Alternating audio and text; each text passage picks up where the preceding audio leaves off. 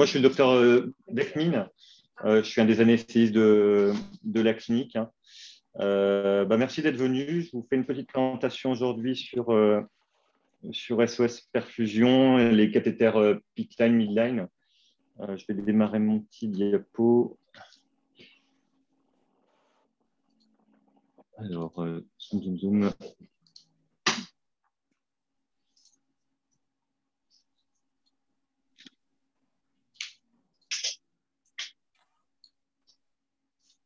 Alors, c'est good. Alors, je ne sais pas si vous avez déjà eu l'occasion d'utiliser des PICC-Line, des Midline, si vous avez un peu d'expérience dessus. Donc, je vais prendre, on va dire, de la base. Alors, moi, je vois qu'un morceau de l'écran s'est coupé. Alors, je ne sais pas si c'est moi. C'est pareil aussi, je vois que la partie gauche. Ouais, on voit EL de Elsan et tout le reste est coupé. Attendez. Je vais essayer. Ou sinon, comme ça va. Hein, je vais réussir à faire un truc. Hein. C'est encore coupé là. Les aléas du direct. Ouais. C'est max, hein, docteur.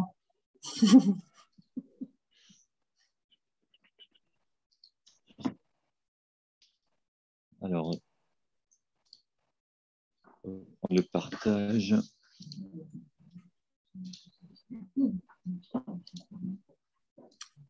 C'est mieux là ou pas?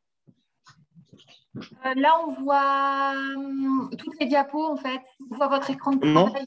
On voit toutes les diapos, c'est votre écran de travail qu'on voit. Alors, je m'appelle David. Non, comme ça, on voit très bien, docteur. Hein. Comme ça va. Sinon, sur ça? Ah ouais, ça va très bien comme ça. Je vais rester sur ça, alors. Tac. Donc, un petit peu de contexte. Donc, en fait, je pense que vous avez déjà dû être confronté à des problèmes de perfusion chez des patients, soit qui ont des faibles capitaux veineux, soit qui ont besoin de perfusion sur le long cours, soit aussi, ça peut arriver pour des problèmes de perfusion de produits spécifiques. Ça peut être des antibiotiques, notamment vancomycine, des chimiothérapies, de la nutrition parentérale. Alors, jusqu'ici, il y a beaucoup de gens qui ont en tête, en gros, deux solutions. Soit les chambres à cathéter implantables, les PAC, soit les voies veineuses centrales. Il y a d'autres solutions que ça, notamment… mon diapo, il ne passe pas par contre ici, ça c'est embêtant. Alors, je pense que je vais réussir par là en fait. J'essaye un truc. Hein. Ok. Alors, je pense que c'est ça le problème. Alors, j'y arrive.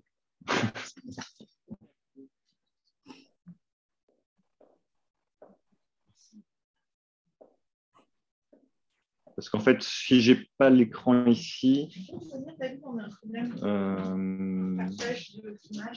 Il y a basculé entre les affichages là-haut, là, je vois. Basculer entre les affichages. Je ne sais pas ce que vous voyez, par contre. Je vois arrêter le diaporama, conseil, basculer entre les affichages et utiliser un diaporama. Moi, je n'ai pas. Il arrive. J'ai pas.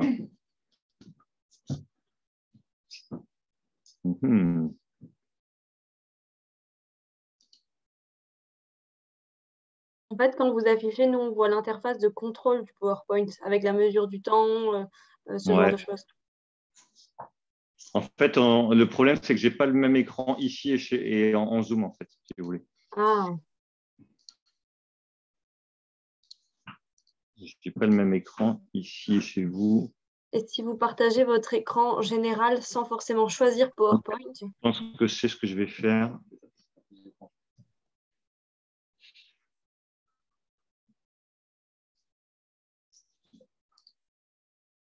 Desktop 2.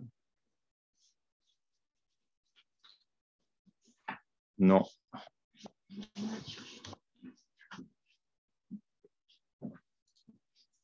Quelqu'un du café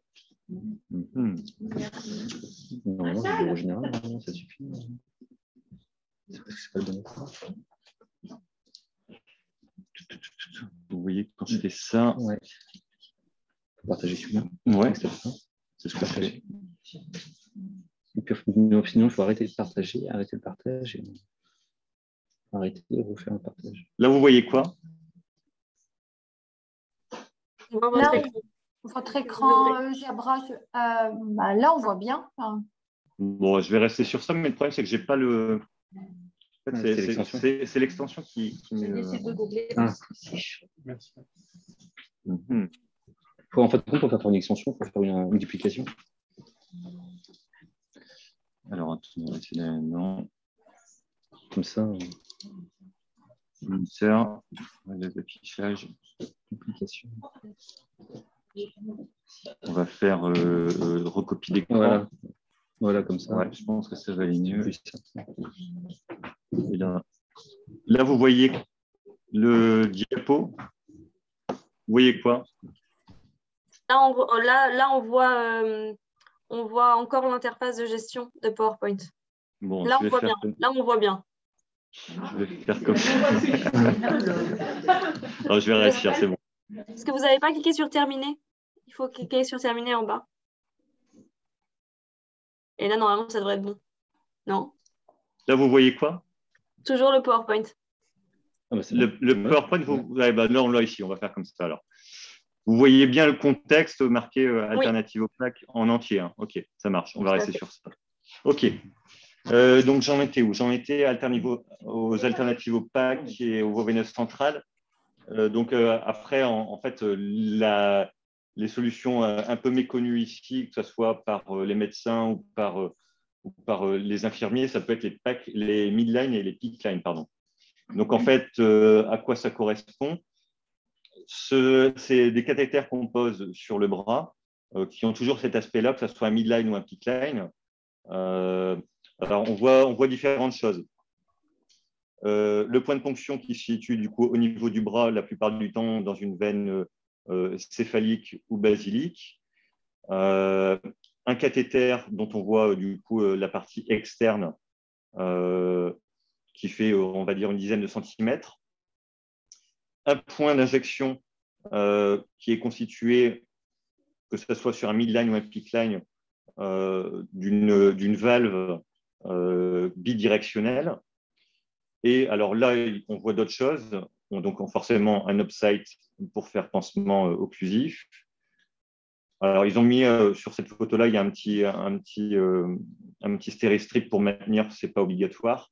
Mais surtout, il y a un dispositif de fixation qui est spécifique, qui est un pansement dédié au peakline ou au midline, qui permet en fait de maintenir le cathéter sans qu'il y ait de suture.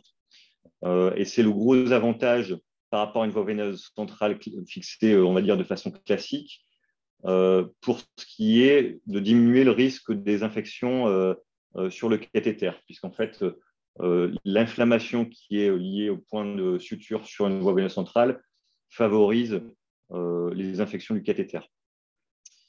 Je reviendrai un peu après sur l'histoire du clan qui est là, pour vous expliquer à quoi il sert sur une des prochaines diapos.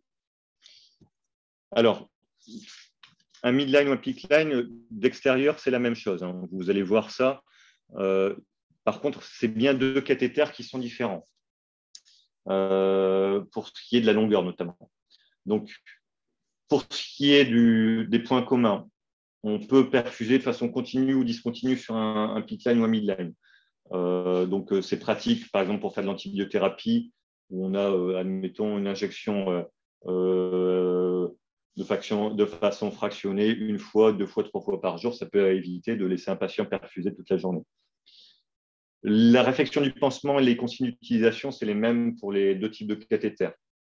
Je vais vous les expliquer après. On peut faire des prélèvements sanguins sur un midline ou un peakline, ça ne pose pas de problème particulier. On peut aussi passer du sang s'il y a besoin. Alors, par contre, la différence entre le midline et le peakline, elle se joue essentiellement sur la longueur du cathéter. Donc, on a un cathéter qui est, on va dire, de longueur moyenne, qui est le midline, qui fait grosso modo entre 10 et 20 cm. et dont l'extrémité, elle se situe en fait, l'extrémité insérée, elle est dans la veine la plupart du temps quasiment au niveau du creux axillaire. Le PICC line, en revanche, c'est un cathéter qui est beaucoup plus long, qui est adapté à la taille du patient forcément, puisque on cherche à mettre l'extrémité du cathéter entre la veine cave supérieure et l'oreillette droite. Pour ça, vous m'entendez toujours ou pas? Oui. Je les ai perdus. Nous, on vous entend toujours. Ouais, d'accord. Ok, parce que j'avais un avertissement de problème de connexion. Alors, pour l'extrémité du cathéter, donc sur le PICC line, en fait, ça se situe de la même façon qu'une voie veineuse centrale. C'est au même endroit. Et ça permet de mettre des produits qui sont identiques à ceux qu'on utiliserait sur une voie veineuse centrale. Donc, forcément, ça demande un peu plus de technique, puisque vous imaginez sur un cathéter de 40 à 50 cm qu'on pose avec un point de ponction au niveau du bras, pour s'assurer que le cathéter descende bien au bon endroit, que l'extrémité soit bien située. Ça demande un petit peu d'ajustement et puis des vérifications aussi lors de la pose. Un petit tableau récapitulatif pour expliquer les points communs et les différences, enfin surtout les différences en l'occurrence. Donc c'est ce que je disais tout à l'heure. La longueur, elle est différente. La durée d'utilisation, elle est différente, on va dire pas pour des raisons techniques, mais plutôt pour des raisons réglementaires, puisque les midline, ils ont eu des autorisations de mise sur le marché pour des durées de 28 jours maximum. Tandis qu'un PICC line, il n'y a pas vraiment de limite, en fait. Ça peut aller à plusieurs mois sans problème.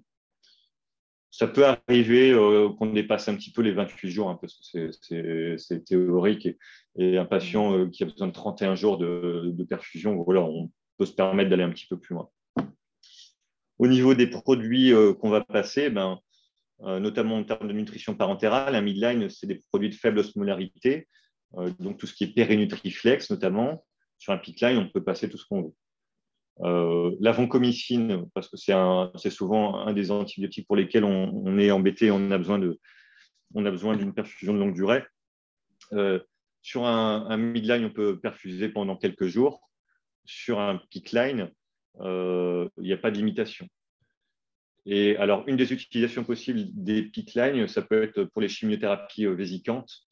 Ça peut être une alternative, en fait, à la pose de chambres implantables. Par exemple, on peut imaginer chez les patients qui ont des cancers du sein, le PICC line, ça peut éviter de poser un pack avec une cicatrice. Donc ça, c'est une utilisation qui est possible aussi sur un PICC line. Alors, comment ça se pose? Alors, en France, ça se pose en grosso modo dans un environnement technique, donc soit une salle de réveil, soit une salle de bloc. Faut savoir que les PICC line et les midline, ils ont été conçus au départ pour être posés en chambre, notamment aux États-Unis. C'est des cathéters qui posent depuis bien plus longtemps que nous. Ils en posent grosso modo 2,5 millions de PICC line par an. Et les kits, ils sont conçus en fait pour être posés en chambre. Alors, je ne dis pas que c'est facile. Les chambres, elles ne font peut-être pas la même taille que celles qu'on a ici, parce qu'il faut un peu de place, mais c'est réalisable comme ça. Ce n'est pas nécessaire d'être à jeun. Donc, si jamais vous avez un patient à qui il faut poser un PICC line ou un midline, voilà, il peut manger. Si vous posez la question, il peut manger le matin, il n'y a pas de souci. On peut le faire sous anticoagulant, anti-agrégant, il n'y a pas de problème non plus. Bien sûr, c'est posé de façon stérile. Et la technique, c'est une ponction en fait, de la veine sous échographie. Je ne vais pas rentrer fortement en détail de la façon dont ça se pose. En grosso modo, ça se pose comme une voie veineuse centrale, sous anesthésie locale, ponction sous échographie, on met des guides, on met des dilatateurs, et puis on fait monter le cathéter jusqu'à l'endroit où on veut. Et après, il y a des ajustements, notamment sur le PICC line, pour s'assurer que l'extrémité soit au bon endroit, que la longueur du cathéter elle soit correcte. Donc, c'est ce que j'expliquais. Donc, pour les PICC line, ce qu'il faut bien comprendre, donc les cathéters longs, c'est que l'extrémité du cathéter, elle est importante. Donc, forcément, le cathéter, il est recoupé. Si vous êtes confronté à des PICC-line, normalement, il y a une carte, soit un compte rendu de pose sur lequel, notamment, on indique la longueur du cathéter et le repère à la peau. Ça a une importance, notamment pour vous, pour la réflexion du pansement, puisqu'en fait, ça doit être respecté pour s'assurer que le cathéter ne soit pas repoussé ou retiré et qui partirait, par exemple, s'il est fort retiré, au lieu de partir dans la veine cave supérieure, partir dans la sous-clavière de l'autre côté, voire même en jugulaire. Ces informations-là, elles sont importantes. Et lors de la réflexion du pansement, il faut essayer de les maintenir au maximum. Donc, le cathéter, il est gradué à l'extérieur, sur la partie extérieure jusqu'au point de ponction cutanée. Vous avez des graduations qui indiquent que voilà, si le cathéter il a été posé au repère 1 ou 2 cm, vous savez qu'il faut que le cathéter il reste à cette longueur-là. D'ailleurs, la plupart des cathéters, en tout cas ceux qu'on pose ici de la marque Bard, méfiez-vous parce que la graduation, elle ne commence pas à 0 cm, c'est-à-dire que la partie, vraiment la partie connectique, elle n'est pas à 0 cm. Le repère, en fait, le repère 0, il est 1 ou 2 cm après, mais c'est indiqué sur le cathéter. Alors ça, c'était une petite diapo, c'était pour montrer comment on fait pour repérer l'extrémité du cathéter. Donc, il y a deux techniques, c'est soit sous scopie, donc sous technique radiographique pour vérifier que le cathéter sur les PICC-line soit à la bonne distance, soit par technique électrophysiologique, donc en mettant des petites électrodes et puis la détection de l'activité de l'oreillette pour s'assurer que le cathéter soit au bon endroit. Alors, deux diapos qui sont assez importantes pour vous. Donc, vous allez être confronté potentiellement à deux types de cathéters. Alors, on va dire d'un point de vue commun, midline, PICC-line, il y a deux types de cathéters qui existent en dehors de ça. Donc, il existe des midline, PICC-line à clan. Donc, c'est ce que vous voyez là. Donc, en fait, à clan, tout simplement parce qu'il y a un clan entre la partie ponction cutanée et point d'injection. Ces cathéters à clan, ils ont un clan en fait uniquement pour pouvoir faire l'entretien de la valve. C'est-à-dire qu'en fait, il y a toujours une valve sur un cathéter. La valve, elle peut être amovible ou non amovible. Sur un cathéter à clan, la valve, elle est amovible, elle doit être changée tous les 7 jours pour des questions d'hygiène. Et donc, en fait, ce clan ne sert uniquement qu'à changer la valve. C'est-à-dire que tous les 7 jours, il y a un entretien de pansement à faire et on change la valve en clampant le cathéter, désadaptant l'ancienne valve et en remettant une nouvelle valve. Alors, sur cette diapo, vous pouvez voir une autre chose, mais que moi, je ne pose pas. Il existe, comme pour les voies veineuses centrales, des cathéters PICC-line ou midline à multiples voies. Vous voyez, là, c'est une triple voie. Moi, je n'ai pas tendance à en poser parce que je trouve que c'est des voies encore plus fines et du coup, à risque de se boucher plus importante. Deuxième type de cathéter, donc c'est les cathéters sans clan. Et donc, pas de clan entre la partie ponction cutanée et le point d'injection, tout simplement parce que ce que vous voyez là, l'espèce de petit ballon de rugby qui est au bout, c'est simplement une valve en fait. Donc la valve, elle est intégrée et elle est à vie du cathéter. Et donc, il n'y a pas de clamp parce que tout simplement, on n'a jamais besoin de clamper ces cathéters et que la valve anti-reflux bidirectionnelle, elle est intégrée au cathéter.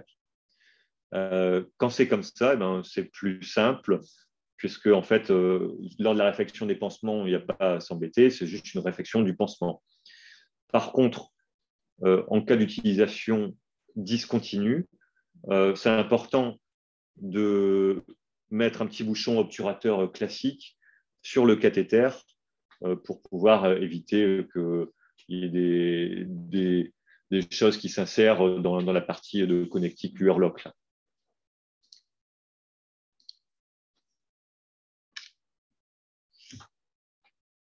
comment ça s'utilise? Donc, en perfusion continue, eh ben, c'est simple, hein, ça s'utilise comme n'importe quel cathéter et notamment comme n'importe quelle voie veineuse centrale. Il faut éviter toute interruption de perfusion. Parce qu'en fait, vous imaginez, c'est des cathéters qui font 40 à 50 cm de longueur, qui sont très fins. Interruption de perfusion, ça veut dire potentiellement remontée de sang dans le cathéter. On ne va pas forcément le voir parce que, vu la longueur, le temps que ça remonte, ça risque de se boucher bien avant. Et donc, il faut toujours s'assurer qu'il y ait un débit de perfusion qui soit maintenu pour éviter ce genre de problème. Alors, vous allez me dire, mais comment ça se passe du coup en perfusion discontinue? Eh bien, en fait, quand on fait de la perfusion discontinue, ce qui se passe, c'est qu'on fait l'injection du produit, de l'antibiotique, ou de n'importe quel produit qu'on veut perfuser de façon discontinue. Et au plus vite, dès la fin de la perfusion du produit, il faut faire ce qu'on appelle un rinçage pulsé. Donc, je vais vous montrer une petite vidéo après pour voir à quoi ça correspond. C'est une technique en fait de rinçage qui permet de s'assurer que l'extrémité du cathéter elle est dégagée de toutes les petites particules, que ce soit si c'est un produit épais, par exemple comme la nutrition parentérale, ou bien tout simplement par accolement du sang à l'extrémité du cathéter, de dégager tout ça. Bien sûr, en utilisation, il n'y a pas de prise de tension du côté du cathéter, puisque tout simplement, ça serait directement à l'endroit où le cathéter est posé, donc ce n'est pas à faire. Alors, je vais mettre une petite vidéo sur le rinçage pulsé. Vous voyez toujours du côté des gens qui sont en distanciel? Oui. Ouais, ok.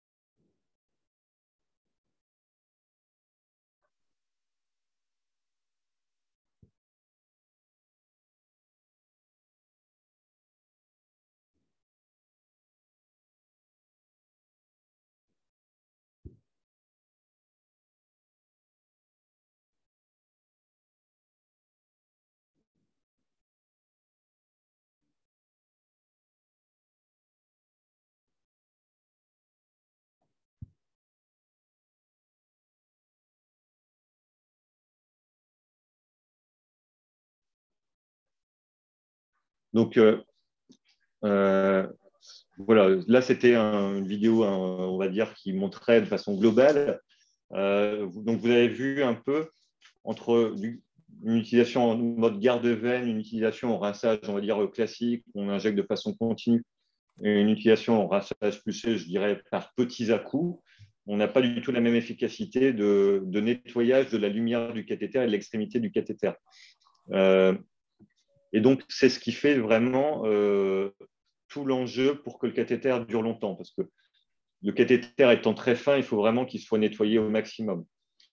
Et donc, on a besoin de faire un rinçage pulsé, on va dire, de façon régulière. Donc, quand est-ce qu'on le fait? Minimum tous les 7 jours s'il n'y a pas d'utilisation du cathéter. Donc, c'est en gros aussi, normalement, c'est quand même relativement rare que le cathéter ne soit pas utilisé une fois tous les 7 jours, mais si, admettons, il y a une injection par mois, il faut que ça soit l'entretien, le pansement, et en même temps qu'il y ait un rinçage pulsé qui soit fait tous les 7 jours. En cas d'utilisation, on va dire continue, il faut le faire quand même une fois par jour. Pourquoi? Parce qu'on s'assure que l'extrémité du cathéter, elle reste la plus propre possible. Et je ne sais pas si vous avez déjà rendu compte, mais par exemple, sur une utilisation de voie centrale en continu, s'il n'y a pas de perfusion, de rinçage qui est fait de façon énergique régulièrement, on voit le débit de la voie centrale qui diminue jusqu'à ce qu'il se bouche, en fait. On fait également un rinçage pulsé après le changement de la valve, mais ça, de toute façon, il est fait si la valve est changée, c'est tous les 7 jours également. Et puis, il faut le faire aussi au plus tôt après chaque interruption de perfusion non voulue ou d'injection de produits de façon discontinue. Alors, quel volume il faut faire? Donc, minimum, c'est 10 millilitres de rinçage pulsé. Si c'est un produit, on va dire, classique, antibiotique, hydratation classique. Moi, je conseille de faire plutôt 20 millilitres quand c'est des produits visqueux. Par exemple, vous avez fait une transfusion, vous avez fait un prélèvement sanguin. Là, ça vaut le coup de faire 20 millilitres pour vraiment s'assurer qu'il ne reste plus rien dans le cathéter. Bon, les produits de contraste, normalement, on n'y est pas très confronté. C'est plutôt du ressort des manipulateurs radio. Et la nutrition parentérale, eh ben, c'est pareil, c'est visqueux, donc il ne faut pas hésiter à faire 20 millilitres de rinçage pulsé. Sur le matériel, alors dans le petit film, il était marqué, enfin, il est expliqué qu'il faut faire avec. Ils ont parlé juste de volume, mais ce qui est important, c'est aussi le volume de la seringue. Et notamment, il ne faut pas prendre des seringues de moins de 10 millilitres. Donc, je conseille des seringues de 10 ou 20 millilitres Luerloc. Parce qu'en fait, si vous prenez une seringue, admettons, de 5 millilitres, il y a un risque théorique de pression trop importante dans le cathéter et ça pourrait faire une rupture potentiellement du cathéter. Donc, c'est théorique, mais ça a déjà été décrit. Donc, l'idéal, c'est une seringue de 10 millilitres ou de 20 millilitres Luerloc. Donc ça, c'est ce que j'explique à l'instant. Pareil, ça, c'est plutôt pour les manipulateurs radio, mais ils peuvent régler le débit maximum sur leur machine, sur leur seringue automatique pour éviter des débits trop importants et donc des pressions trop importantes. Et en fait, c'est même indiqué sur la valve, il y a un débit maximum qui est indiqué pour éviter les surpressions. Un petit passage sur le prélèvement sanguin. Donc, comment ça se passe? Donc, ce n'est pas nécessaire de mettre un garrot, parce que de toute façon, l'extrémité du cathéter, elle est au-dessus de là où vous pourriez mettre un garrot. Première étape, il faut faire un rinçage pulsé. Ça permet de s'assurer qu'on a une sensation, on va dire, normale dans le cathéter qui n'est pas bouché et d'optimiser le reflux de sang au moment où on va brancher les tubes. On fait une petite vérification du retour veineux. On peut le faire avec la seringue avec laquelle on vient de faire le rinçage pulsé pour s'assurer qu'on a un retour veineux. Il faut faire un peu de purge, forcément, parce qu'il y a un petit volume à éliminer, sauf pour les hémocultures, parce que ce n'est pas nécessaire. Les hémocultures, c'est suffisamment sensible. On peut utiliser à la limite les tubes de purge pour faire les mocs. Et puis après, on fait le prélèvement des tubes qui sont nécessaires dans l'ordre que vous connaissez. Une fois que c'est terminé, tout simplement, rinçage pulsé. Et là, donc, c'est ce que je disais tout à l'heure, c'est un produit sanguin, donc c'est 20 ml de sérum physiologique. Alors, le pansement, quelques consignes. Donc, pour le patient, ou pour l'infirmière ou l'aide-soignant qui vient faire les soins à domicile, il faut éviter de le mouiller. Il faut essayer de le couvrir si jamais on prend une douche, donc soit avec du film alimentaire, soit même il existe des dispositifs en pharmacie qui permettent de faire un peu étanchéité. Il faut surveiller l'occlusivité, donc ça c'est bien sûr du ressort de l'infirmière qui vient faire la surveillance. On l'explique également aux patients à qui on pose un midline ou un pickline. D'ailleurs, on essaye de poser ce type de cathéter à des gens qui sont capables de comprendre quand même, parce que forcément, c'est quand même relativement accessible et ça demande, si jamais le pansement se décolle, à ce que ça soit refait et pas attendre une semaine que l'infirmière repasse. Le pansement, donc, il est à refaire tous les 7 jours, bien quand il est décollé ou il est souillé. Et en fait, c'est quasiment systématiquement à J1 de la pose, puisque en fait, sur la ponction et la dilatation, souvent, il peut y avoir un peu de sang qui va partir du point de ponction. Et donc, quasiment systématiquement, il faut refaire le pansement au premier jour. La valve bidirectionnelle, donc si c'est un cathéter sur lequel la valve est changeable, il faut la changer tous les 7 jours. Lors du pansement, bien respecter le repère à la peau et bien sûr tracer la réflexion du pansement et le suivi dans le dossier de soins du patient. Je vais vous mettre une petite vidéo également sur la réflexion du pansement. Donc, ce qu'il faut bien comprendre, c'est que le pansement, étant donné que c'est un cathéter qui est fixé, on va dire, que par de l'adhésif, forcément, il faut faire attention à ce qu'il ne soit pas déplacé au minimum possible lors de la réflexion du pansement. Donc, ça demande une technique particulière pour pouvoir s'assurer que le pansement bouge le moins possible.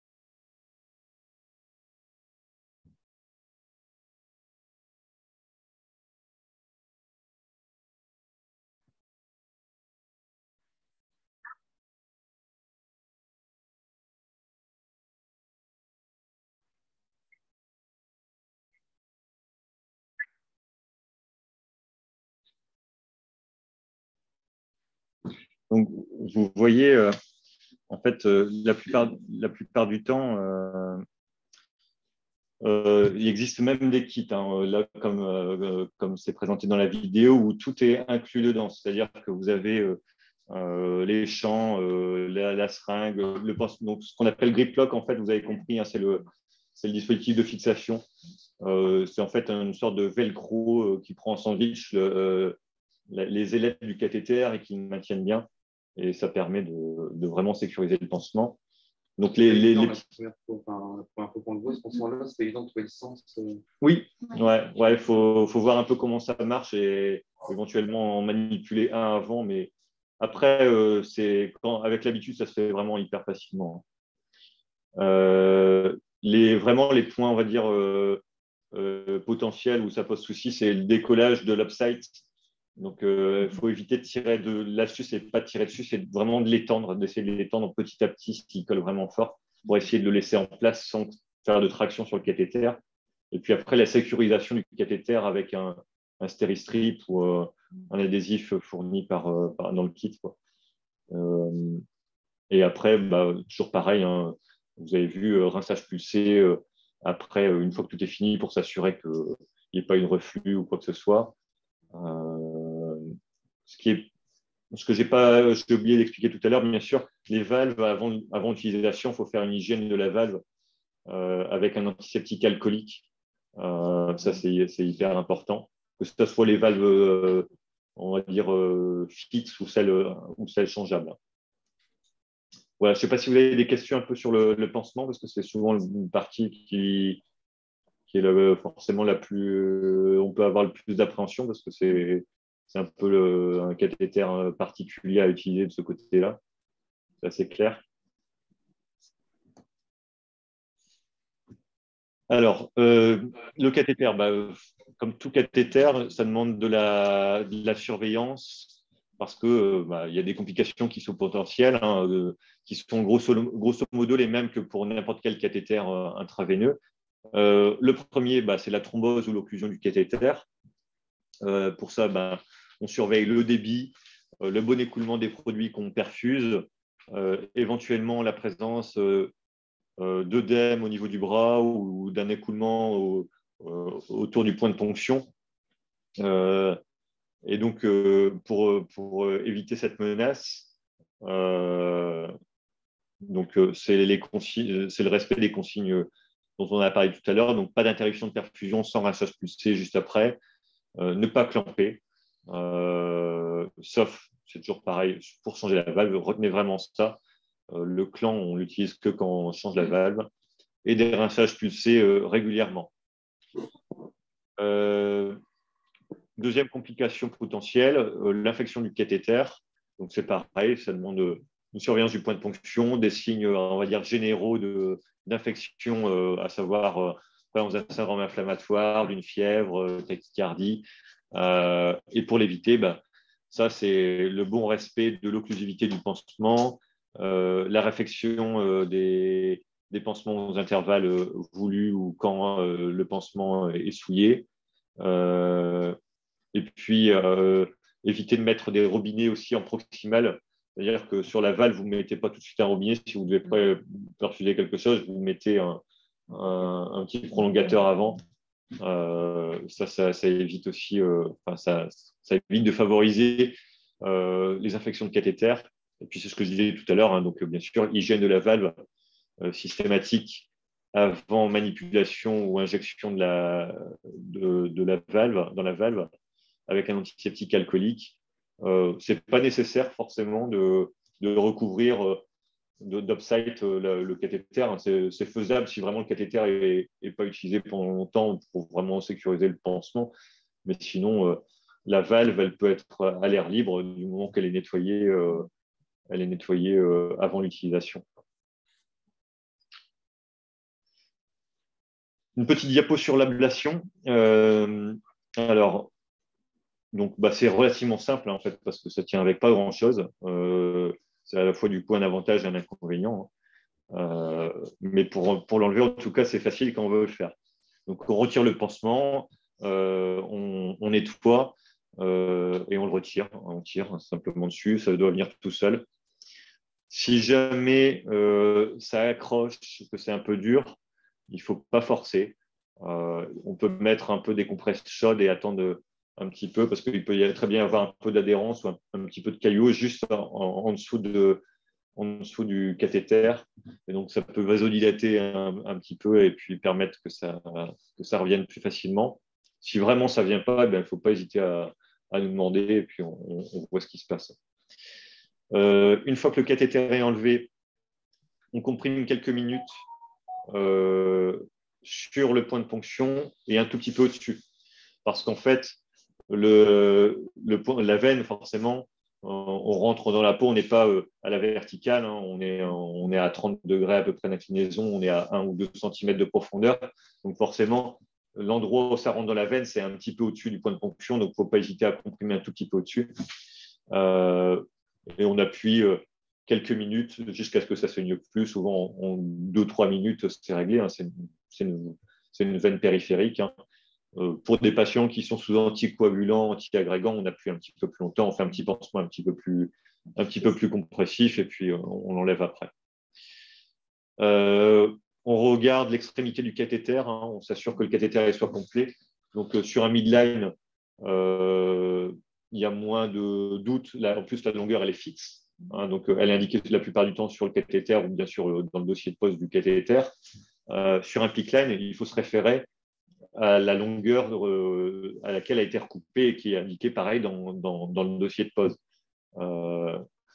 Pourquoi ? Parce que bon, c'est toujours des risques théoriques, mais admettons que le cathéter a été mal coupé, il était un peu fragile au bout, et s'il en manque 2 ou 3 cm, ça ferait mauvais effet. Il faut qu'on s'intéresse à savoir où il est parti. Voilà, ça, quand on pose, notamment quand on recoupe les cathéters lors de la pose, les PICC line, on est très attentif, on a du matériel qui est spécifique pour couper le cathéter de façon hyper nette. Si jamais il y a une suspicion de thrombose, d'infection du cathéter, et sur avis médical, eh ben, c'est possible d'envoyer le cathéter en culture. Donc, on coupe simplement les 3-4 cm de l'extrémité distale du cathéter. On met ça dans un pot de bactériaux et puis ça part à prendre l'analyse. Alors, petite conclusion. Donc, bon, c'est un cathéter. Voilà, je ne sais pas si vous en avez déjà manipulé, si vous avez un peu d'expérience dessus. Mais ce qui est sûr, c'est que pour les bonnes indications, ça apporte un vrai confort au patient parce que ça permet de perfuser longtemps, ça permet de faire des prises de sang, ça permet d'avoir une voix qui tient plusieurs semaines sans que le patient il ait de multiples ponctions. Et donc, c'est hyper confortable pour le patient. Ça ne le gêne pas dans la vie de tous les jours puisque le cathéter il est posé au-dessus du petite flexion du coude. Et donc, il reste quand même assez libre de son bras. Les risques sont grosso modo moindres que pour une voie veineuse centrale parce que l'emplacement, c'est un emplacement qui est moins risqué. À cet endroit-là, on a une veine, une artère, un nerf, en gros, c'est assez facile. Quand on pose une jugulaire ou un cathéter à chambre implantable, on est à proximité du poumon, on est à proximité de la carotide ou de la sous-clavière. Et donc, quand on a une complication, souvent, c'est plus embêtant en haut. Par contre, bien sûr, ça demande de la rigueur, que ce soit pour l'utilisation et pour l'entretien. Mais ça, c'est une technique qu'il faut acquérir au fur et à mesure.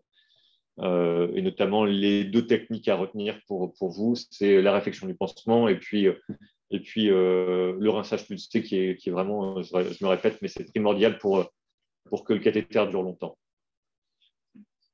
Voilà, je ne sais pas si vous avez des questions.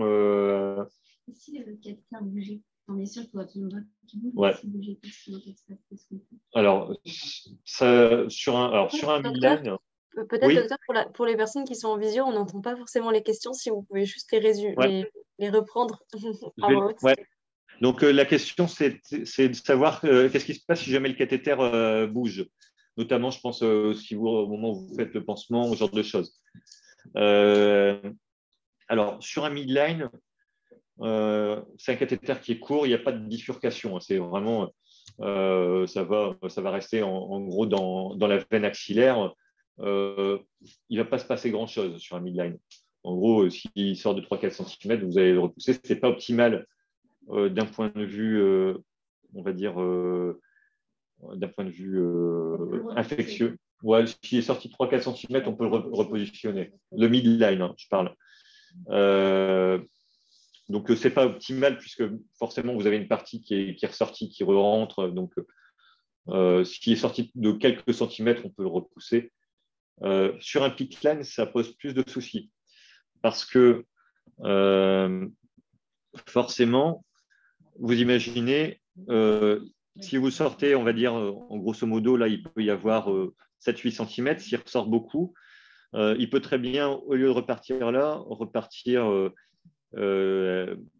en sous-clavier de l'autre côté, voire même en jugulaire. Donc là, c'est là qu'il faut être hyper vigilant sur la position du cathéter s'il bouge. Si vraiment il a bougé beaucoup, il est sorti de plusieurs centimètres, ben là, il faut prendre un avis auprès du médecin. Parce qu'il y a différentes solutions. Soit on peut être amené à devoir le reposer si vraiment il a bougé et qu'en plus, en termes de délai, ça peut très bien aussi arriver que c'est le patient qui… Voilà, le cathéter a bougé, le patient, il vous appelle, il est sorti de 10 cm, qu'est-ce que je fais? Là, grosso modo, moi, ce que je vous conseille, c'est de le laisser en place, de le fixer de cette façon-là, et puis après, de prendre un avis auprès du médecin pour savoir est-ce qu'on le laisse. Parce qu'une des techniques aussi on peut faire si le cathéter est précieux, c'est d'aller refaire une radio pour voir si le cathéter est toujours en place. S'il bouge de 2-3 cm sur la réflexion d'un pickline, ce n'est pas un drame, il ne va pas remonter comme ça. Par contre, s'il bouge de 10 cm, là, ça va vraiment poser des soucis. De 3 cm, non, c'est pas… À 2 cm près, il ne va pas se passer grand-chose. Non. En fait, on essaye vraiment de mettre le cathéter à l'abouchement veine cave sup, oreillette droite. Et en fait, s'il ressort, il ne va pas ressortir non plus. Il ne va pas se diriger faire de fausses routes. Des fois, même, vous regardez sur une voie veineuse centrale ou sur un pack, en fait, ça arrive où le cathéter, il n'est pas vraiment à la jonction, il est un peu plus haut, ça ne pose pas vraiment de soucis. Voire même, moi, ça m'est déjà arrivé, pas sur les picklines, hein, mais sur les voies veineuses centrales, j'ai déjà eu des fois où je n'arrivais pas à descendre dans la veine cave inférieure, la veine cave supérieure, pardon. Et sur certains produits en réanimation, ça m'est déjà arrivé de perfuser avec un cathéter que je laissais en sous-clavier. Hein, des fois, quand ça ne veut pas descendre, s'il y a une valve ou quoi que ce soit, on n'a pas le choix. Alors, sur certains produits, ce n'est pas optimal. Mais au cas par cas, ça m'est déjà arrivé de le faire. Hein.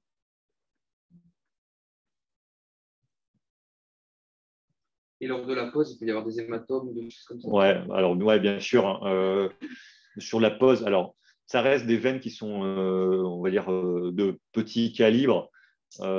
Souvent, sur la pause, de toute façon, il peut y avoir un petit peu d'hématome, hein, une ecchymose, parce qu'en fait, on dilate. Et au moment de la dilatation, il y a toujours un peu de sang qui part en sous-cutané le temps qu'on monte le cathéter. Donc, il peut y avoir un peu d'hématome. En complication, il peut y avoir des complications plus importantes avec des hématomes sur des ponctions d'artères ou ce genre de choses. C'est rare, ça arrive. Ça reste globalement peu grave parce qu'en fait, c'est des veines qui sont facilement compressibles, contrairement à une ponction de carotide ou une ponction sous-clavière où là, on n'a même pas de moyen d'aller faire de compression. Les complications, on va dire, locales lors de la pose, elles sont relativement peu graves. C'est pour ça qu'on se permet de les poser même sous anticoagulants, antiagrégants. Et on peut les enlever à domicile. Alors, ouais, ça c'est une bonne question. Le midline, alors je n'ai pas mis la diapo là. Non. Sur l'ablation, le midline, c'est comme une voie veineuse périphérique. On considère que ça peut être enlevé à domicile sans arrière-pensée. Le pickline, il y a un petit flou. Alors, de toute façon, l'ablation, elle doit être prescrite de façon médicale. Hein. Sur le pickline, dans les textes, il y a indiqué de la même façon qu'une voie veineuse centrale, qu'un médecin doit être disponible au moment de l'ablation. Donc, disponible, c'est toujours pareil. Donc, le caractère de disponibilité, c'est dans les textes de la santé publique, c'est toujours assez ambigu. C'est-à-dire disponible, c'est quoi? C'est disponible sur place, disponible au téléphone. Donc là, c'est soumis à interprétation, on va dire. Ça va être compliqué. Ouais, c'est sûr. Ouais. Parce que nous, on a déjà eu des pipelines, donc on peut pas les prendre. Ouais. Oui. En plus, pour sur des enfants. Ouais. Oui. La plupart du temps, on peut envisager un petit passage aux urgences ou à SAMJ pour pouvoir faire l'ablation et puis qu'il n'y ait pas d'ambiguïté. Quand il se bouche. Ouais. Quand il se bouche. Alors, la question, c'est quand il se bouche. Eh bien, là, c'est compliqué. C'est compliqué. Parce que quand il se bouche, vu la longueur, c'est vraiment compliqué à récupérer. C'est pas comme avec les champs. Comment? Avec les champs, on va acheter Ouais, alors, ça peut se faire. Donc, grosso modo, la conduite à tenir pour vous quand il se bouche, essayez d'aspirer, prendre une seringue de 10 ml, aspirer et avoir un minimum de reflux. Et après, quand vous avez un petit peu de reflux, rinçage pulsé.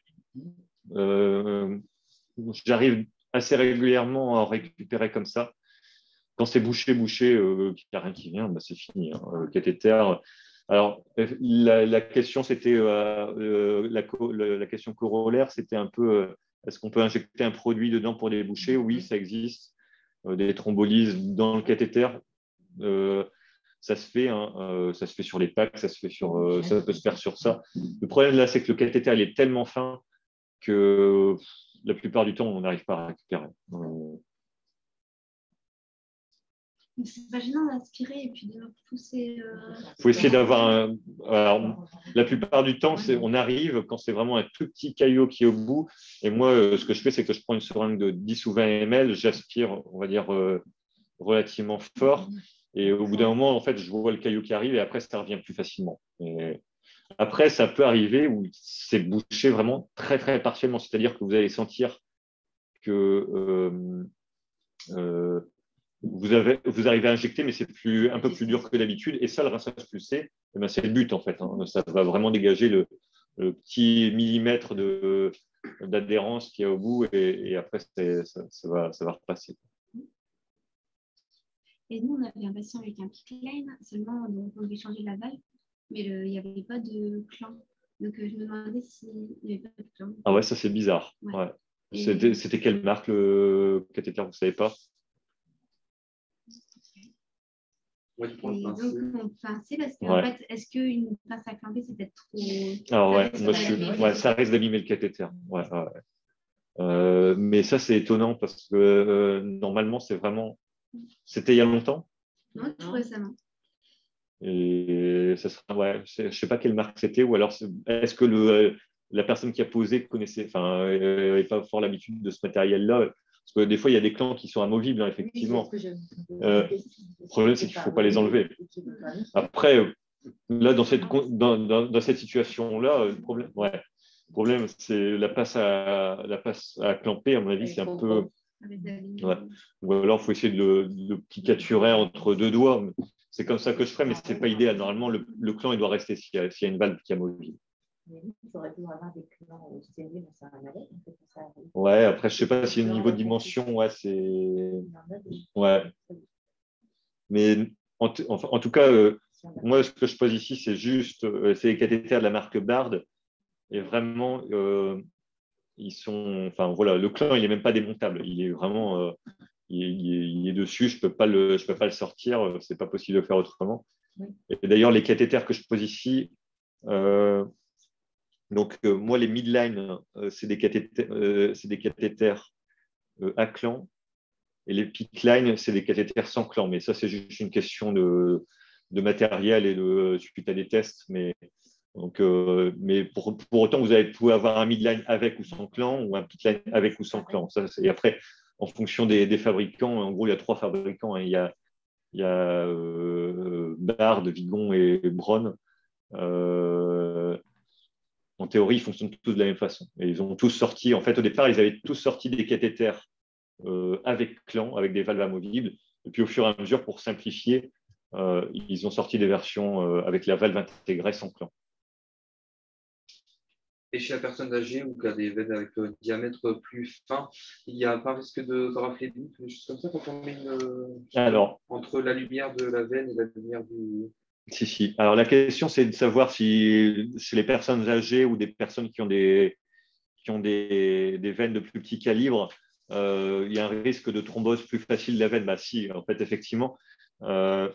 Et pour ça, quand on pose avant de poser un pitline ou un midline, en fait, on fait une mesure sous échographie du diamètre de la veine pour s'assurer que le diamètre de la veine soit suffisant et qu'elle n'obstrue pas complètement la lumière et que ça continue qu'il y ait du sang qui continue à circuler dans la veine de façon normale, sans quoi, si c'est sûr, ça favorise la thrombose de la veine. Ça fait partie des choses qu'on vérifie avant la pose. C'est pour ça que des fois, on regarde à droite, à gauche, on essaye de repérer. La plupart du temps, moi, je regarde des deux côtés, je regarde quelle veine est la meilleure en termes de situation et de diamètre, et puis après, on choisit en fonction.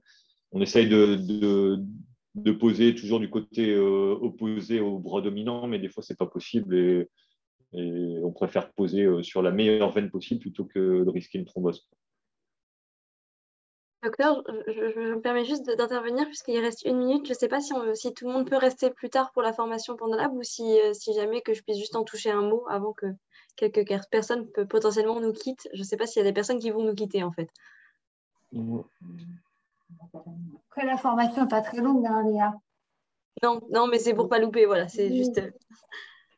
Bah, je vais vous laisser faire la formation. De toute façon, moi, je suis à votre disposition. Puis vous allez avoir, du coup, avec Léa qui va vous présenter la façon pour nous contacter, un moyen de me contacter s'il y a besoin. Pour le diaporama, je pense qu'on pourra vous le mettre à disposition. Madame Mathieu, vous avez peut-être les adresses mail des participants. J'ai toutes les adresses mail et j'ai enregistré la session cette fois. Et si vous m'envoyez le diapo, je leur transmettrai plus la présentation de Léa. Ouais, il faudra couper le début qui était un peu chaotique. D'accord, ouais, je vais. Pas de problème. Merci. Non, je rigole. Allez, je vous laisse Léa présenter du coup la suite. Je vais juste me mettre sur le… Hop.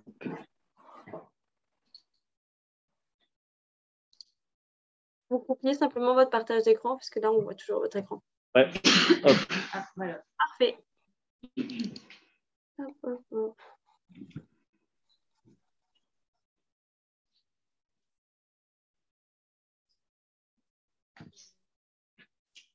J'en profite pour me présenter. Donc, je m'appelle Léa. Je travaille dans l'équipe innovation au siège d'Elsan. Et dans ce que je fais en particulier, je déploie une application auprès des cliniques, une application qui s'appelle PandaLab, qui est un espèce de WhatsApp sécurisé données de santé et qui permet d'échanger entre professionnels de santé et qui a été pensé pour la santé et par la santé. Et vous verrez grâce à quelques petites fonctionnalités.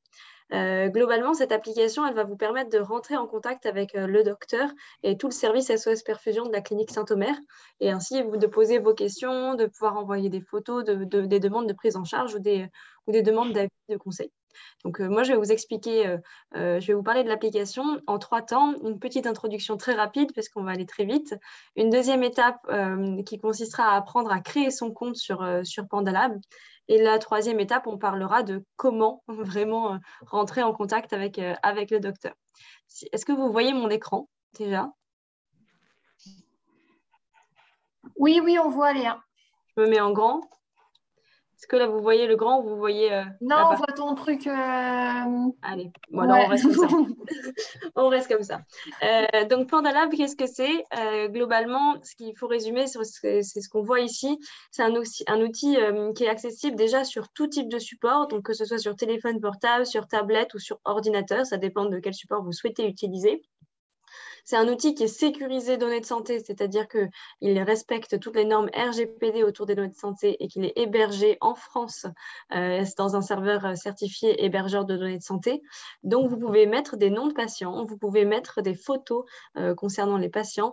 Vous avez entièrement le droit, c'est fait pour. Et ensuite, c'est vraiment un outil qui a été pensé pour tous les professionnels de santé. Ce n'est pas uniquement un outil médecin, c'est un outil pour les infirmières, pour le personnel paramédical, pour le personnel administratif aussi de la clinique.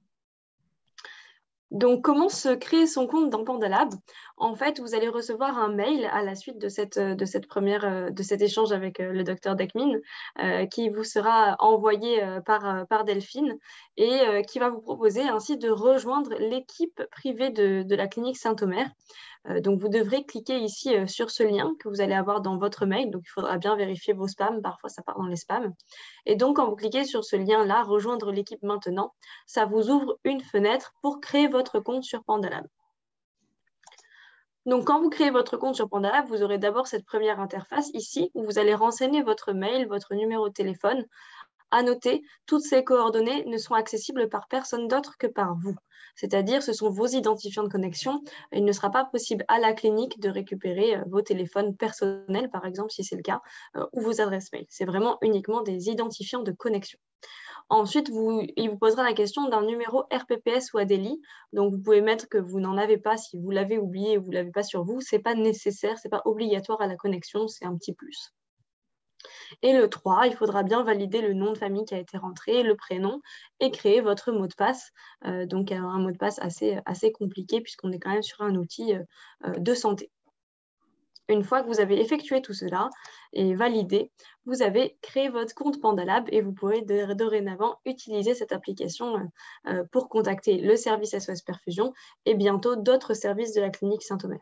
Quand je parle de services, je parle des spécialités, de s'adresser à différentes spécialités médicales.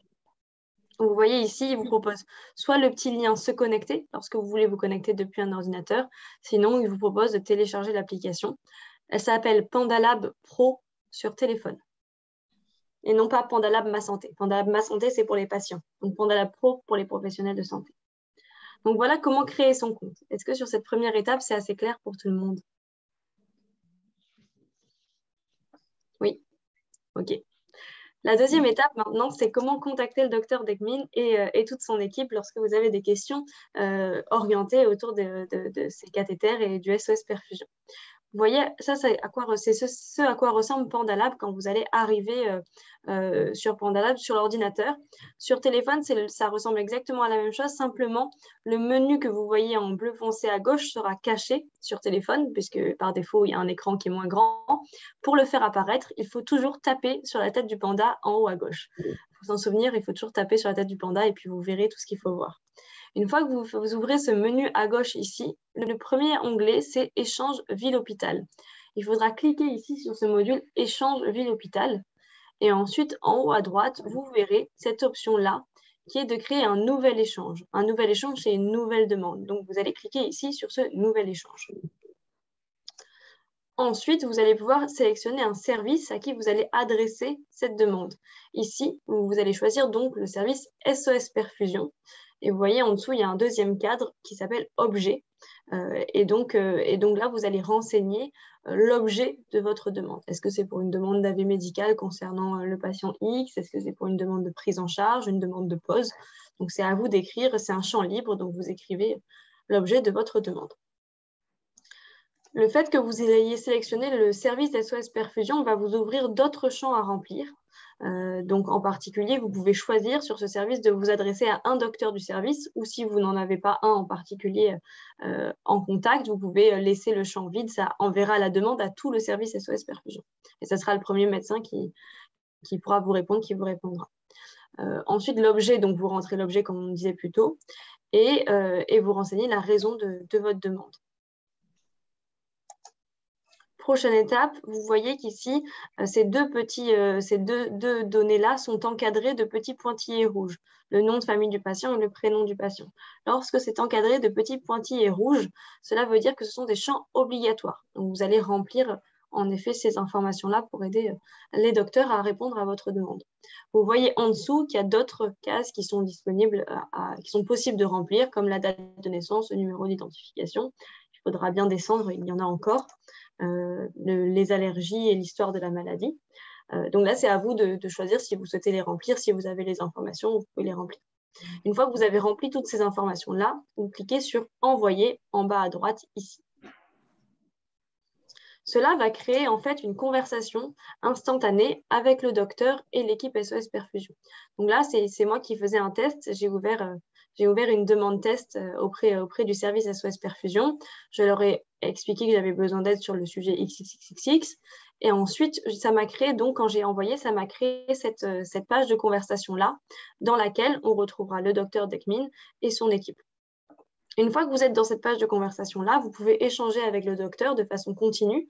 Vous pouvez même, vous voyez sur ce petit trombone, partager des fichiers ou identifier quelqu'un dans la conversation. C'est comme un peu un WhatsApp à ce moment-là. C'est vraiment une conversation test.